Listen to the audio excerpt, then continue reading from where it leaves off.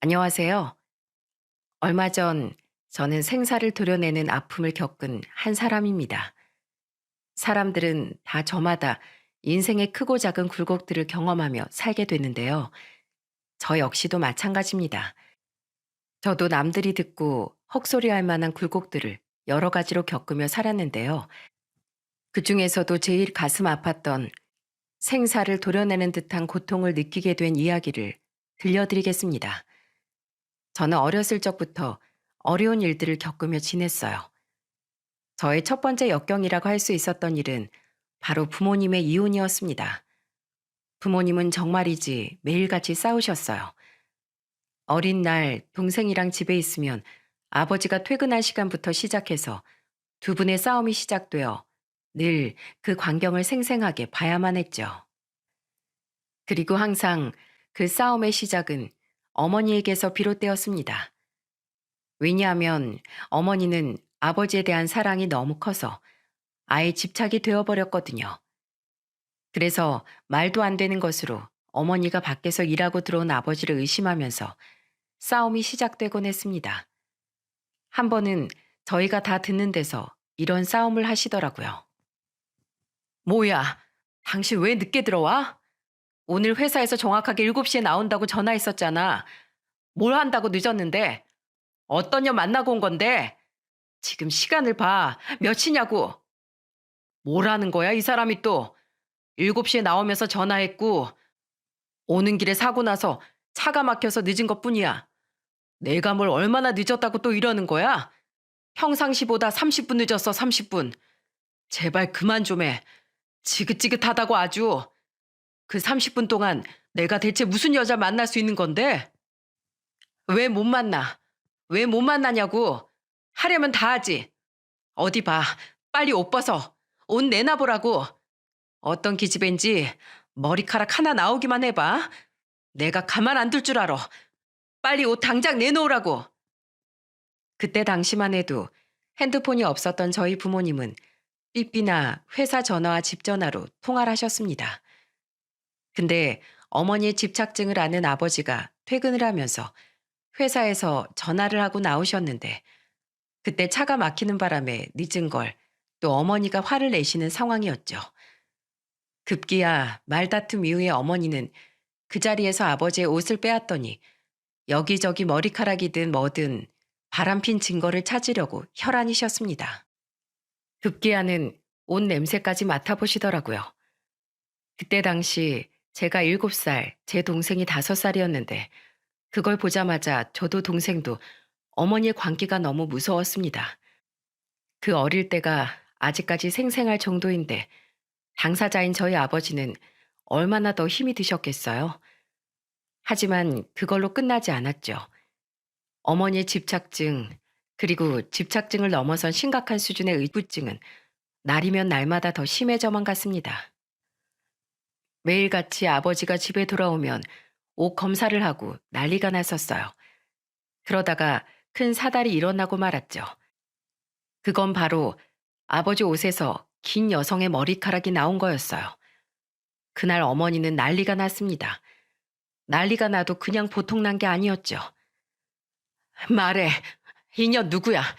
너 누구랑 바람핀 거냐고? 내가 가만 안 둬? 너희들 내가 다 가만히 안 둘 거라고. 제발 그만해. 몰라, 모른다고. 버스에서 묻어왔거나 어디 다른 데서 묻어왔겠지. 진짜 그런 거 아니라고. 제발 그만 좀 해. 언제까지 이렇게 살아야 돼? 대체 언제까지? 지긋지긋해. 이제 정말 지긋지긋하다고. 제발 나 좀 내버려둬. 제발 좀. 웃기지 마. 내버려 두면 인연이랑 가서 뭔 짓 하려고? 또 내 뒤통수를 어떻게 치려고? 당장 인연 내 눈앞에 데리고 와. 당장. 그딴 거 없어. 아, 몰라. 이젠 나도 정말 모르겠다. 당신이란 인간도 지긋지긋해. 알아서 해. 당신 다 알아서 하라고. 혼자 그렇게 오해하고 의심하면서 괴롭게 살아 평생. 난 이제 신경도 안 쓸라니까. 아버지는 급기야 어머니의 의구증에 지치셨는지 혼자 고래고래 소리를 지르는 어머니를 뒤로하고는 집을 나가버리셨습니다. 그리고 아버지의 그 행동 하나에 어머니는 완전히 눈이 뒤집혀 버렸죠. 그리고는 해서는 안 될 선 넘는 짓까지 해버리셨어요. 그건 바로 아버지 옷에 붙어 있던 머리카락의 주인을 찾아 나서는 거였습니다. 그 당시 지금까지 봐왔던 두 분의 싸움과는 비교도 안 될 정도로 심각한 싸움 소리를 들으면서 저는 어머니가 결국엔 무슨 짓을 하셨는지 알 수 있었어요. 그건 바로 그 발견한 머리카락을 집어들고서 아버지 회사로 쳐들어가는 거였죠. 두 분의 싸움 소리를 들어보니 상황은 딱 이거였습니다. 어머니가 발견한 머리카락을 가지고 아버지 회사로 간 다음 그 회사 안에 있는 여직원 머리카락과 하나같이 다 비교를 해보며 난동을 피운 거였죠. 그러다가 그 머리카락 주인으로 보이는 한 여자를 발견했고 그때부터는 그 여자를 상간녀 취급하며 머리끄댕이를 잡아 끌며 심지어는 반항하는 그 여자의 뺨까지 때린 거였어요. 결국 그 주변의 남자 직원들이나 아버지가 다 말렸지만 소용이 없어서 그 남자 직원들과 아버지가 합세해 어머니를 들쳐매고 나와서야 소동이 끝나버린 상황이었어요. 그 일로 인해 아버지는 회사에서 잘리게 되었고 그 여성은 신고까지 해서 피해 보상까지 해야 하는 상황에 이른 듯 했습니다. 그러니 싸움이 안 날래야 안 날 수가 없었던 거죠. 하지만 우리 형제에게 진짜 문제는 그게 아니었어요. 바로 그 이후가 우리 형제에게 진짜 큰 시련이었습니다. 그건 바로 부모님의 이혼이었죠. 이혼해. 이혼하자고. 나 당신이랑 더는 못 살아. 당신이 지금 정상이라고 생각해? 어? 당신 정상 아니야. 정상 아니라고. 무섭다 이젠. 난 이제 당신이 무서워. 여기에서 끝내자. 그냥 각자 살자고. 나 더 이상 당신한테 묶여서 살고 싶지 않고 당신 그 집착증으로 고통받으면서 살고 싶지도 않아. 그러니까 이쯤에서 그만둬 우리. 당장 헤어지자고. 아버지는 어머니의 의부증이 이제는 이런 사태까지 벌이게 되니 완전히 질려버린 듯 했습니다. 그리고는 우리가 보는 앞에서 아버지는 이혼을 선언하셨죠. 뭐? 이혼? 안 돼. 절대로 안 돼. 누구 마음대로 이혼이야? 당신 싫다고 해도 어쩔 수 없어. 이젠 그냥 다 지긋지긋해. 다 싫다고. 애들도 당신이 데리고 가버려. 난 이제 더는 누구한테도 속박당한 채로 살고 싶지 않으니까 뭐 여기서 나랑 헤어지던지 계속 그렇게 혼자 까무러치면서 살던지 알아서 해. 아버지는 이렇게 이야기를 하고는 바로 짐을 싸서 나가버리셨습니다. 결국 남겨진 건 우리였죠. 그때부터 어머니는 아버지와 이혼을 하지 않기 위해 안간힘을 썼지만 아버지를 막을 수는 없었어요. 그렇게 두 분은 이혼을 하셨고 저와 제 동생은 아버지께는 버림받고 어머니께는 짐덩이로 남겨지게 되었습니다. 어머니는 한동안은 매일 술만 마시며 힘들어하셨죠. 어머니 아버지가 이혼하실 땐 제가 초등학생이 되었을 때였는데 그때 어머니를 대신해서 제가 동생을 다 돌봐야만 했어요. 어머니는 밖에서 일도 안 하고 아버지가 그나마 남겨주고 간 생활비로 술만 사서 드실 뿐이었고 저와 제 동생은 밥도 제대로 챙기지 못해 엄마가 안주로 사다 놓은 라면만 끓여서 먹어야 했습니다. 그러다가 딱 한 번의 사고로 인해 어머니는 정신을 차리시게 되었어요. 그건 바로 저 때문이었죠. 그날도 어김없이 어머니는 술에 찌들어 취해서 잠들어 계셨고 저와 동생은 그날도 어김없이 라면을 끓여 먹기 위해 물을 올리고 있었죠. 의부증으로 인해 집안일도 거의 내팽겨치다시피 하셨던 어머니로 인해 저는 7살 때부터 집안일을 할 수밖에 없었는데 그때부터 라면을 제가 손수 끓여서 먹을 정도였어요. 그래서 어머니가 아무것도 하지 않을 때도 남동생과 라면으로 연명을 할 수 있었던 거였죠. 근데 그날은 동생이 배고프다며 계속 떼를 쓰며 울더라고요. 덕분에 마음이 급해졌던 저는 허둥지둥 라면을 끓였고 결국 그 어린 나이에 급한 마음으로 그만 사고를 치게 되었습니다. 그건 바로 한창 펄펄 끓는 라면물에 급하게 라면을 넣다가 팔로 냄비를 툭 치는 바람에 그 펄펄 끓는 물이 제 다리에 착 하고 뿌려지는 사고였죠. 불행 중 다행인 건 가스레인지가 높아서 의자 위에 올라가 라면을 끓였기 때문에 뜨거운 물은 제 종아리부터 덮쳤고 그 아래로만 다치게 되었습니다. 하지만 세상에 태어나 처음으로 겪는 고통이었기에 저는 그 자리에서 의자에서도 떨어져 주저앉아 비명을 지르며 울었어요. 아! 엄마, 아파요. 너무 아파요. 아파, 아프다고. 저는 그래도 그 어린 나이에 찾을 수 있는 사람이 어머니밖에 없었기에 그 자리에서 엉엉 울면서 어머니를 부르며 고통을 호소했습니다. 제 비명소리와 외침이 얼마나 컸는지 술에 취해 잠든 어머니가 깜짝 놀라 일어날 정도였죠. 무슨 일인가 싶어 급하게 온 어머니는 바로 무슨 상황인지 파악을 하시고는 119를 부르셨어요.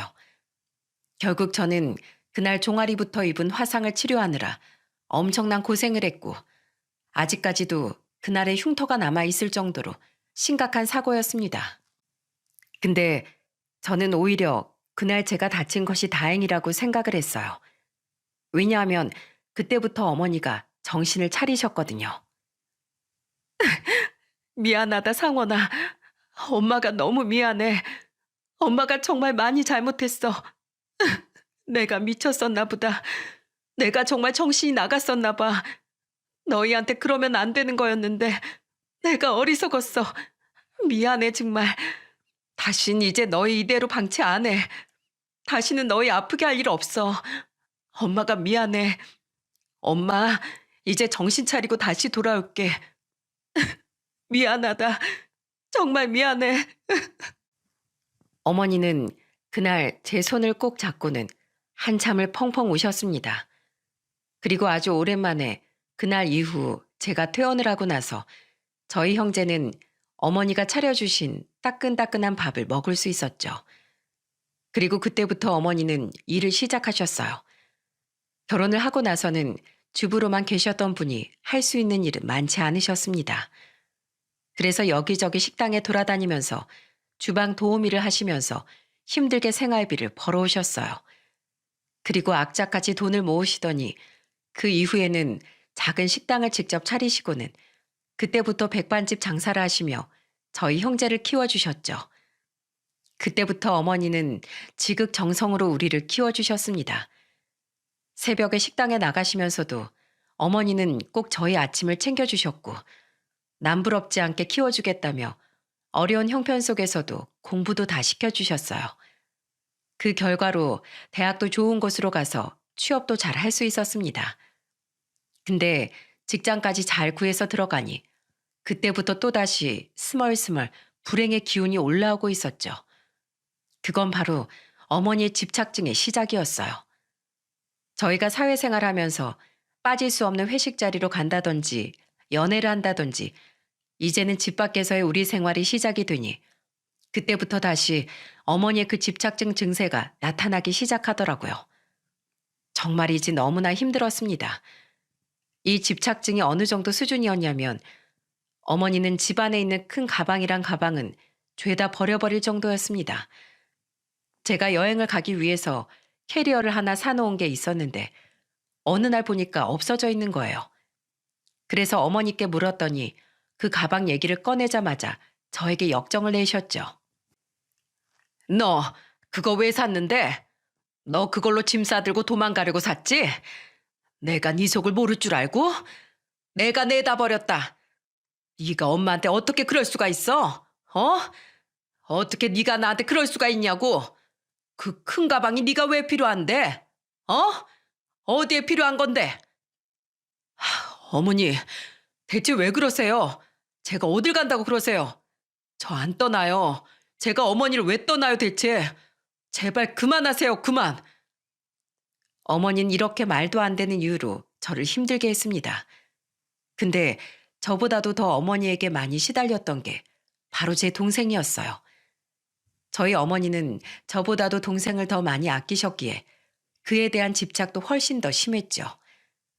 동생도 어머니의 집착으로 인해 많이 힘들어했어요. 그래서 결국에는 이 간섭과 집착을 참지 못하고 독립을 하겠다고 선언을 했다가 크게 혼쭐을 나야 했었죠.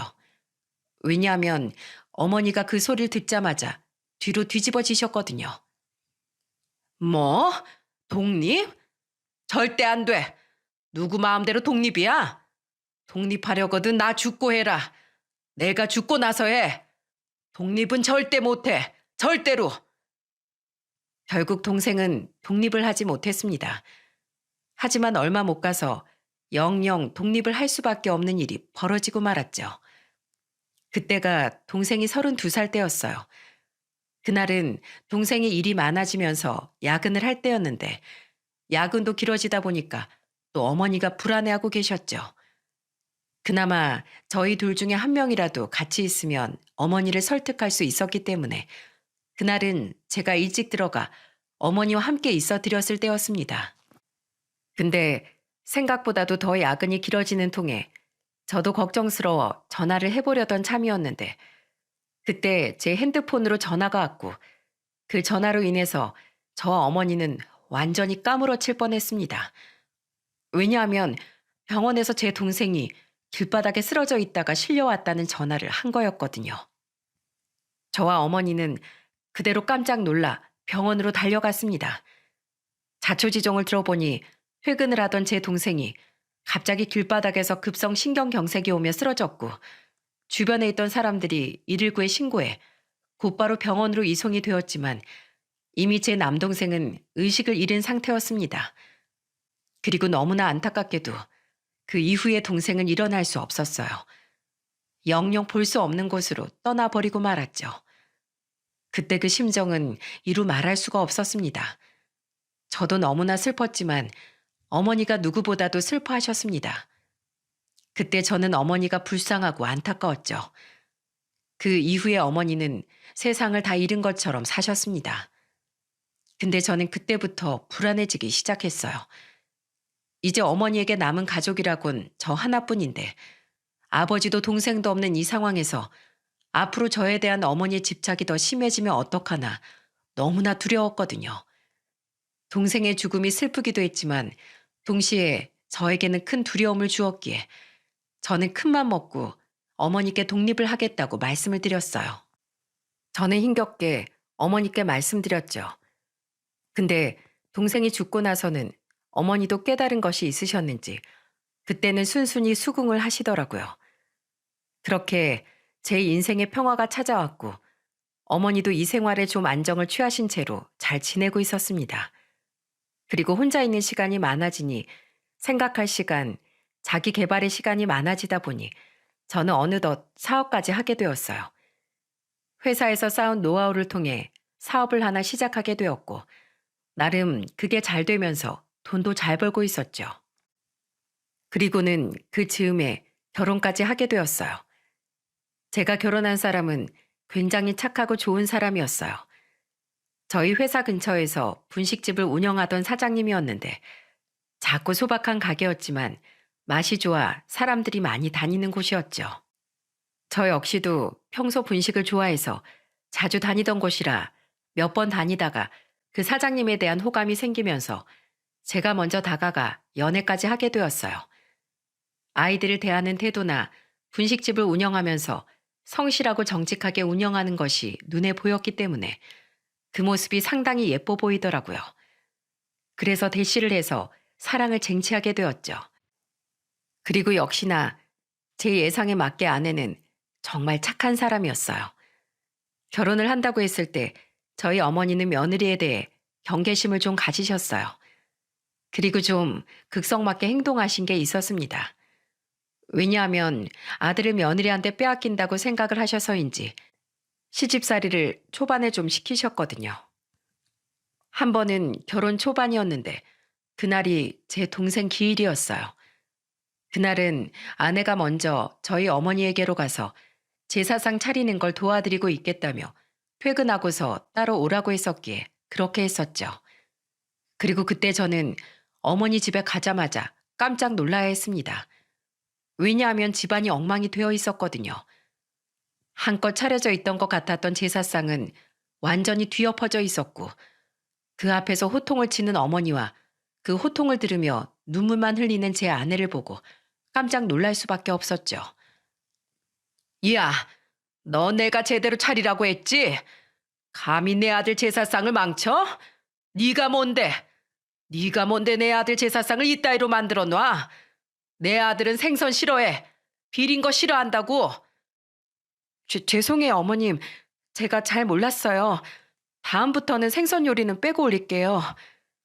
이제 어쩔 거야? 내 아들 제사 어쩔 거냐고?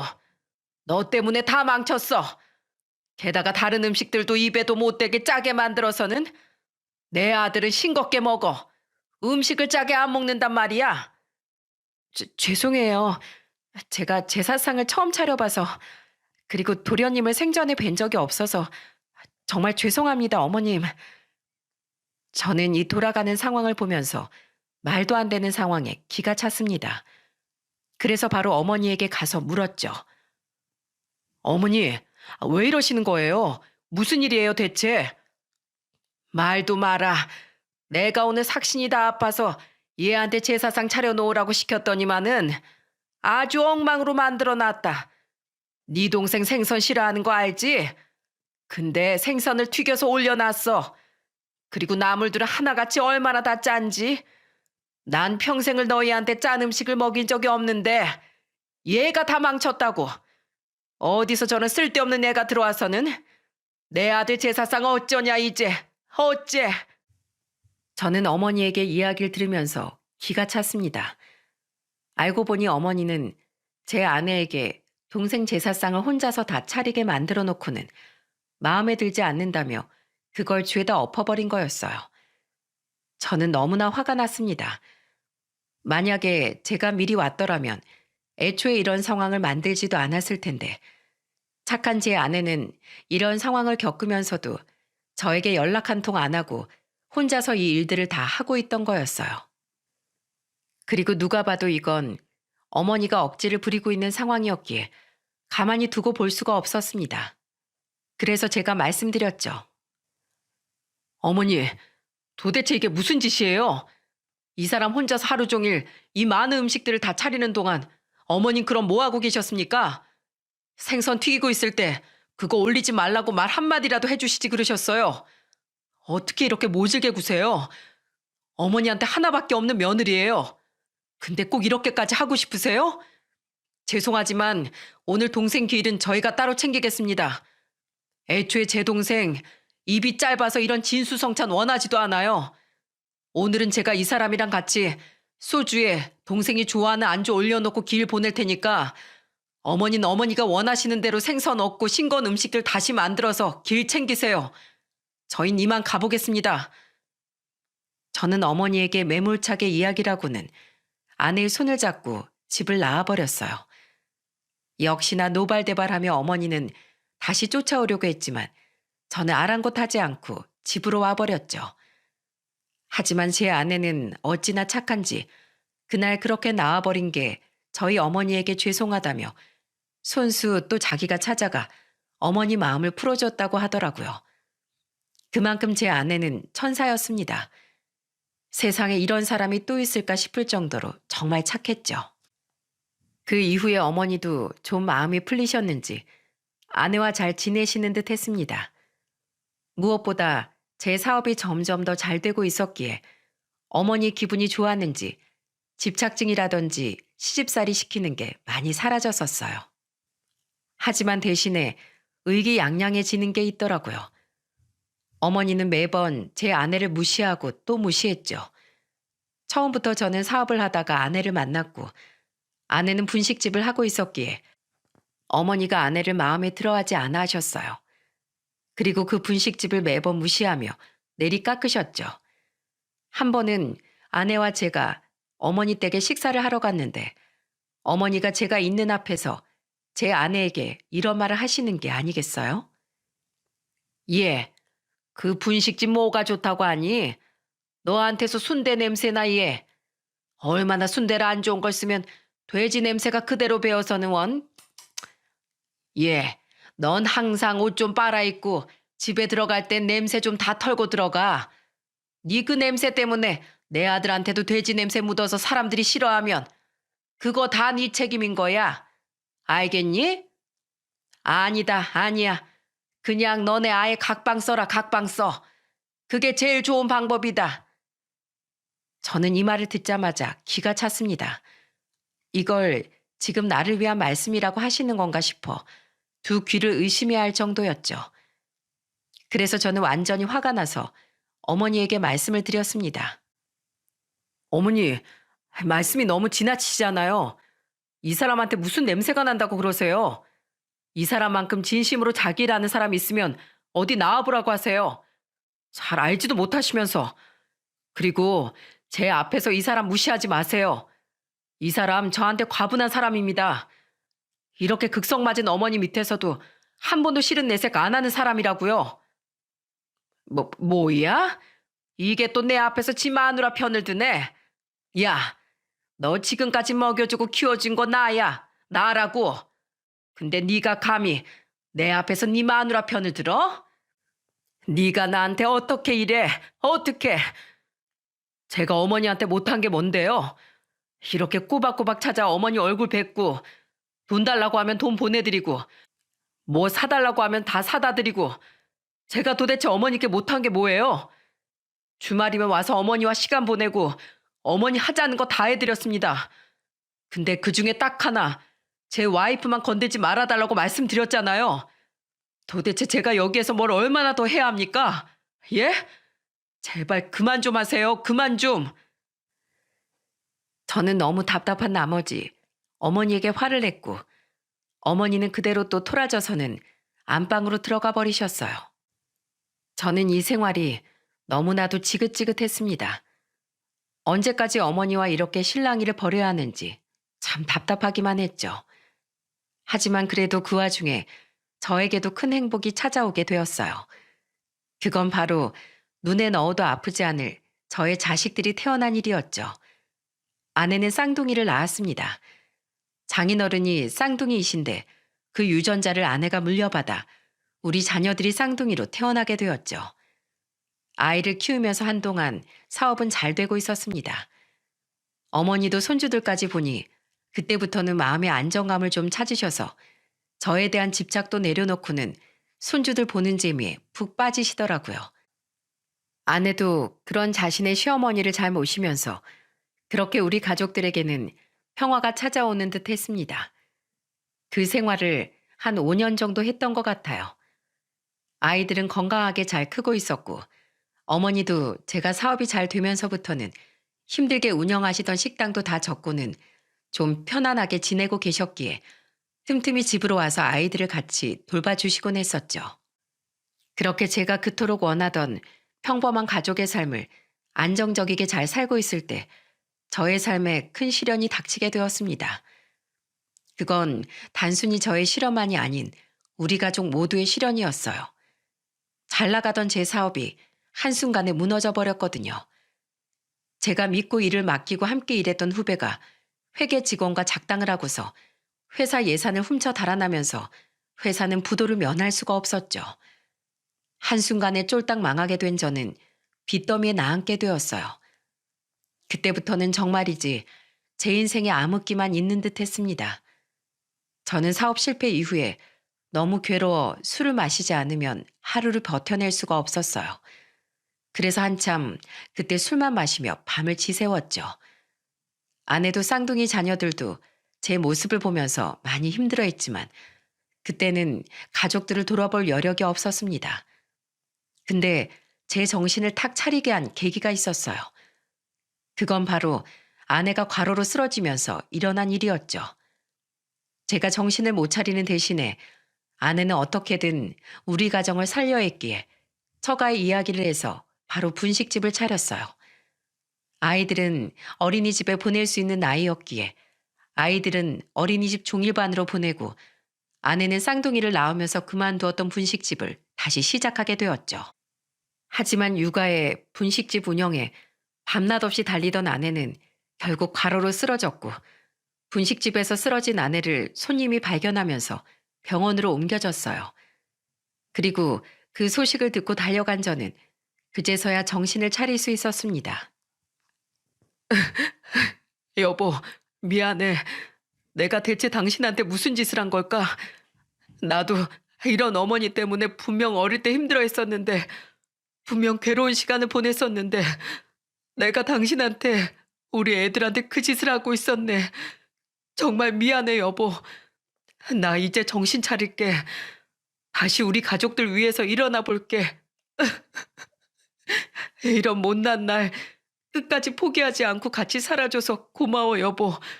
정말 고마워. 저는 말없이 눈물만 흘리는 아내에게 더는 면목이 없어 미안하다는 소리도 하지 못했습니다. 그리고 그대로 부둥켜 안고는 다짐을 했죠. 그날 이후로 저는 다시 일어났고 가족들을 먹여 살리기 위해 막노동까지 했었어요. 저는 돈을 조금이라도 더 벌기 위해서 야간 작업도 마다하지 않고 밤낮 없이 뛰었습니다. 아내는 자기도 같이 벌고 있으니 무리하지 말라고 했지만 저는 그럴 수가 없었어요. 하루빨리 우리 집의 빚을 청산하고 분식집을 내느라 처가에 빌린 돈까지 빨리 갚고 싶었기 때문에 무리를 해서라도 일을 하고자 했었죠. 근데 어느 날 저는 야간 작업을 하고 늦게 집에 들어갔다가 경악할 만한 일을 겪게 되었어요.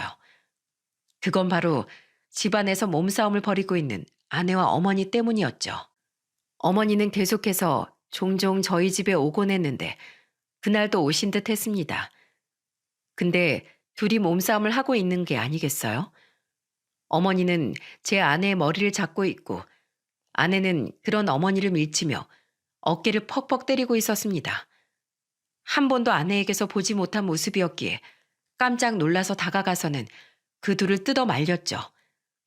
그때까지만 해도 제가 도착한 줄도 몰랐던 두 사람은 제가 가서 둘을 떼놓으니 그제서야 저를 발견했어요. 그리고는 어머니가 먼저 이렇게 말을 하더라고요. 아들아, 나 더는 얘 무서워서 못 살겠다. 얘 아주 끔찍하게 무서운 애였어. 얘가 글쎄 뭐라는 줄 아니? 감히 시어머니한테 나가 죽으라고 하더라. 차라리 이 세상에서 사라지라고 하더라. 이게 며느리가 시어머니한테 할 소리냐? 어? 아이고, 내 팔자야, 내 팔자야. 내 팔자는 왜 이렇게 고이한 거니 대체? 무슨 일인데 이래요? 왜 두 분이서 몸싸움을 하고 있냐고요? 당신이 말해봐. 이게 대체 무슨 상황이야? 저는 이 두 사람 모두에게 화가 났습니다. 그래서 제가 바로 화를 냈는데 그 이후에 들려오는 소리로 인해 저는 아내 앞에서 무릎을 꿇을 수밖에 없었어요.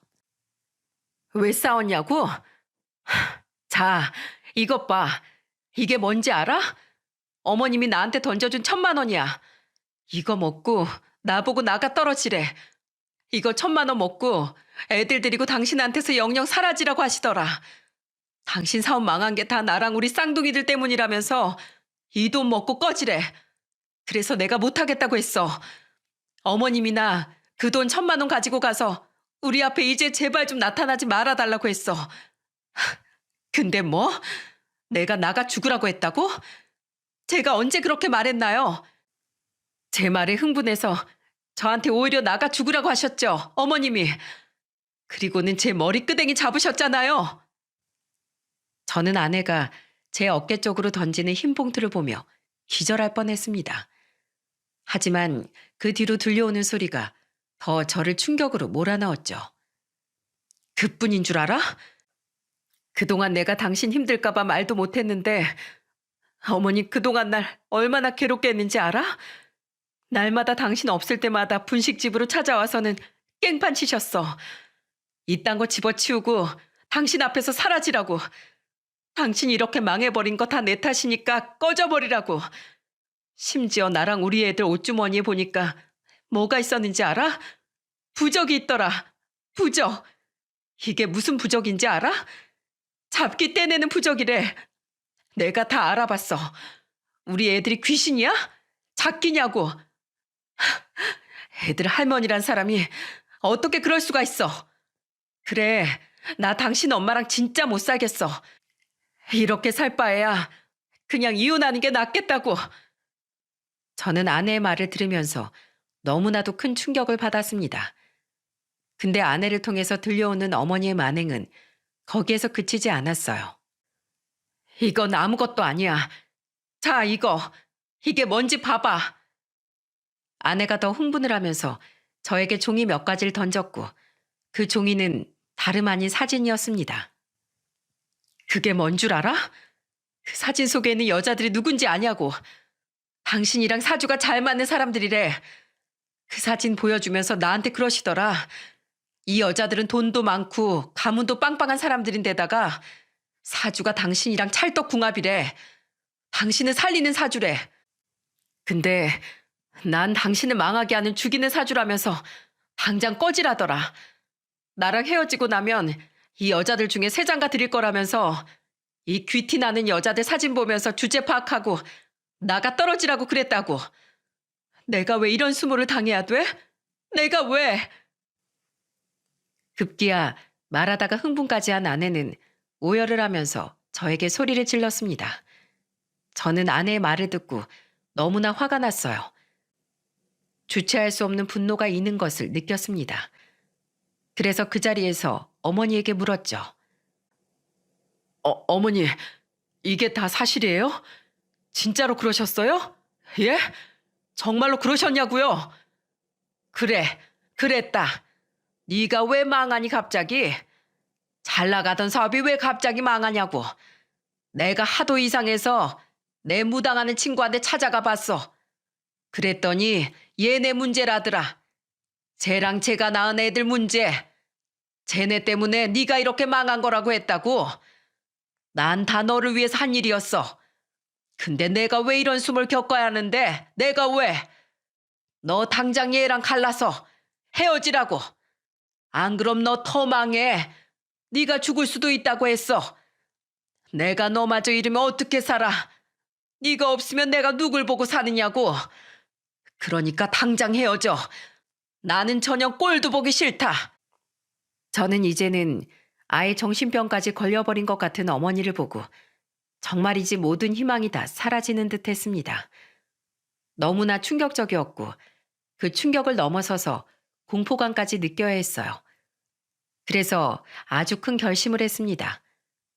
정말이지 제 인생의 가장 큰 결단이었죠. 어머니, 죄송하지만 이제 나가주세요. 제 집에 다신 오지 마시고 전 이제 어머니 아들 안 할랍니다. 이제 더는 못하겠어요. 어머니 그 끔찍한 집착병 저는 더 감당 못해요. 저는 어머니를 버리겠습니다. 평생 내 앞길 망치고 내 인생 괴롭히는 건 이 사람이 아니라 내 자식들이 아니라 어머니예요. 어머니 당신이라고요. 그러니 저는 이쯤에서 그만두겠습니다. 다신 어머니 보고 싶지 않아요. 그러니까 당장 제 집에서 나가세요. 뭐라고? 네가 어떻게 나한테 이래? 네가 나한테 어떻게 이럴 수가 있어? 저것들이 악귀야. 사악한 악귀라고. 널 망치는 것들이라고. 아니요. 어머니가 저한텐 악귀예요. 여기서 그냥 안 나가시면 저 어머니 내쫓겠습니다. 경찰 부를 거예요. 제가 강하게 나가자 그제서야 어머니는 사태가 심각한 걸 알았는지 그때부터는 저에게 애원을 하기 시작하셨습니다. 갑자기 무릎을 꿇더니 싹싹 빌기 시작하시더라고요. 안 된다. 나 버리지 마. 아들, 나 너 없으면 어떻게 살라고. 나한테 남은 건 너 하나뿐인데 어떻게 네가 날 버려. 네가 어떻게 나한테 그럴 수가 있어. 미안해. 이 엄마가 미안하다. 이 애미가 미안해. 그러니까 제발 이 엄마 다시는 안 보겠다는 소리만 하지 말아다오. 너마저 내 곁을 떠날까 봐 그런 거야. 너마저 죽으면 이 엄만 정말로 더는 살 수가 없으니까. 도대체 제가 왜 죽냐고요? 어디서 그런 소리 들으셔서는 이렇게 모두를 괴롭게 하시는 거예요? 제발 적당히 하세요, 적당히. 됐습니다. 다 필요 없어요. 저 다시는 어머니 보고 싶지 않아요. 그러니까 제발 가세요. 안 돼. 안 돼, 아들. 제발, 제발 한 번만 용서해줘. 제발. 어머니는 저한테 싹싹 빌며 용서해달라고 했지만 이미 어머니에게 질려버린 저는 그대로 어머니를 내쫓을 수밖에 없었습니다. 그대로 내쫓김 당한 어머니는 그 이후에 계속해서 저희를 찾아왔지만 받아주지 않았어요. 그리고 저는 그날 아내 앞에서 무릎까지 꿇으며 미안하다고 사죄를 해야 했죠. 정말이지 너무나 큰 고통의 시간이었어요. 제가 무릎 꿇으며 아내 앞에서 울며 사죄를 할 때 아내 역시도 펑펑 울었어요. 그렇게 우리는 서로를 안아주며 또 한 번의 고비를 넘길 수 있었습니다. 하지만 어머니는 계속해서 찾아왔어요. 정말 너무나도 저를 힘들게 했죠. 하지만 70세가 다 가까워가는 어머니를 두고 어떻게 해야 할까 고민이 많이 되더라고요. 하지만 아내를 생각한다면 또다시 그 암흑의 구렁텅이로 몰아넣을 수는 없었기에 쉽사리 어머니를 받아주지 못하고 있었습니다. 근데 그때 아내가 제안을 하나 하더군요. 그리고 아내의 현명한 대처에 저는 박수를 보냈고 우리는 그 대처로 다시 집안의 평화를 맞이할 수 있었어요. 또다시 집에 찾아온 어머니를 제가 아닌 아내가 맞이하면서 상황은 이렇게 풀어졌어요. 어머님, 정말로 이 사람한테 미안하세요? 저한테는요? 저한테는 안 미안하신가 봐요? 처음으로 아내는 저희 어머니에게 세게 나가더라고요. 그 모습을 보는데 제가 다 오금이 저릴 정도였습니다. 그리고 이미 저와 아내가 똘똘 뭉쳤다는 걸 느낀 어머니는 자기가 그렇게 괴롭혔던 며느리에게 쩔쩔매며 말할 수밖에 없었죠. 미안하다. 너한테도 미안하다. 너한테도 내가 사과할게. 잘못했다. 잘못했어. 내가 큰 죄를 지었다. 그러니 제발 내 아들 좀 돌려줘. 제발 내 아들 돌려내. 어머님, 지금 저한테 화내시는 건가요? 또 역정을 내시는 거예요? 이대로 아들 되돌려 받을 마음 없으신가 봐요? 지금 여기에서 갑은 어머니가 아니라 저예요, 저. 아내는 마음을 독하게 먹었는지 어머니에게 상당히 세게 나갔습니다. 난생 처음 보는 아내의 모습에 어머니도 점점 쩔쩔매기 시작하셨죠. 아니야. 아니야. 역정낸 거 아니다. 그러니 제발, 제발 내 아들 좀 돌려다오. 정말로 저한테 미안한 마음을 가지고 있으시고 아들을 되돌려받기 원하신다면 지금부터 제가 하는 말 똑똑히 들으시고 제 조건들을 그대로 받아들이세요.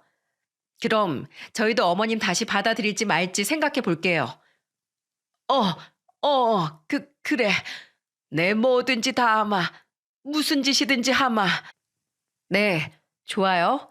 약속하셨어요? 그럼 당장 정신병원으로 가셔서 그 집착증 치료받으세요. 필요하시면 입원이라도 하시고요. 거기에서 어머님이 가지고 있는 집착증 싹 다 고쳐서 오세요. 뭐라고? 나보고 지금 정신병원을 가라고? 네, 정신병원 가세요. 어머님 상태 절대로 정상 아니에요. 절대로 일반적인 게 아니라고요. 그러니까 병원 가셔서 당장 치료받으세요. 그리고 거기에서 끝이 아니에요. 치료받은 뒤에 조건이 하나 더 있어요. 그것까지 해야 저 사람 어머니 아들로 다시 보실 수 있으실 거예요. 뭐? 조건이 또 있다고? 네, 싫으세요? 조금 전까지만 해도 무슨 짓이든 다 하겠다고 하셨던 분이 점점 말씀이 길어지시네요. 아니다. 아니야. 하마. 내 뭐든지 다 하마. 조건이 또 뭔데? 무슨 조건인데? 제 앞에서 무릎 꿇고 사과하세요. 그동안 저 괴롭히셨던 거, 말도 안 되는 이유로 저 힘들게 하셨던 거, 사람 취급도 안 하고 무시했던 거 전부 다 진심으로 사과하세요. 그게 제 조건입니다. 여기까지 안 하시면 저 어머님 아들 안 돌려드려요. 아내는 정말 똑부러지게 어머니 앞에서 말을 했습니다. 제가 다 감탄이 나올 정도였어요. 거기에서 어머니는 어쩔 수 없이 수락을 하실 수밖에 없었고 그 뒤로 바로 어머니는 손수 제 발로 정신병원으로 가셔서 치료를 시작하셨죠. 역시나 어머니의 집착증은 정상이 아니었고 치료가 많이 필요한 상황이었어요. 다행히 입원까진 필요하지 않았지만 어머니는 그 뒤로 1년 이상을 치료를 받아야만 했습니다. 그리고 병원에서도 괜찮다는 진단을 받자마자 어머니는 저희 집으로 와서 깜짝 놀랄 만한 행동을 하셨죠. 그건 제 아내 앞에서 무릎을 꿇는 일이었어요. 아가, 미안하다. 내가 미안해. 치료를 받으면서 깨달았어. 내가 너한테 얼마나 모질게 했는지. 너 같은 며느리가 없었는데, 너같이 좋은 애가 없었는데, 내가 미쳤었나 보다. 내가 내 상처에 눈이 멀어서 집착하느라 널 제대로 못 봤어. 네가 전에 말했지. 내가 네 앞에서 무릎 꿇어야 내 아들 다시 보게 해준다고. 사실 그때까지만 해도 네 앞에서 정말로 무릎 꿇을 일은 만들지 않아 보려고 했는데 내가 깨달아 보니 이렇게도 너한테 용서받지 못할 만큼 너무 모진 짓을 많이 했다. 정말 미안하다. 이 부족한 시애미를 용서해다오. 그리고 아들, 너한테도 엄마가 많이 미안하구나. 널 너무 내 속에 가두고 살았어. 엄마가 많이 부족했다. 이런 날 용서해줘. 그리고 앞으로는 정말로 너한테 좋은 엄마가 되어주고 싶은데 기회를 한 번 더 주지 않겠니? 어머니는 정말로 눈물로 진심 어린 사과를 하셨습니다. 그 모습을 보면서 저도 아내도 펑펑 눈물을 흘렸죠. 저는 태어나서 처음으로 보는 어머니의 평온한 모습이었습니다. 어머니는 정말로 세상의 모든 욕심을 다 내려놓고 정말 죄를 깨달은 사람의 모습이셨어요. 그래서 아내도 저도 울면서 다가가 어머니를 꼭 안아드렸죠. 그제서야 우리는 정말로 가족이 된 듯 했습니다. 그 뒤로 어머니는 정말로 많이 바뀌셨어요. 저희 쌍둥이들도 다시 예뻐하기 시작하셨고 아내에게도 얼마나 잘하시는지 이제는 밖에서 사람들이 다 부러워하는 화목한 고부 사이가 되었을 정도였죠.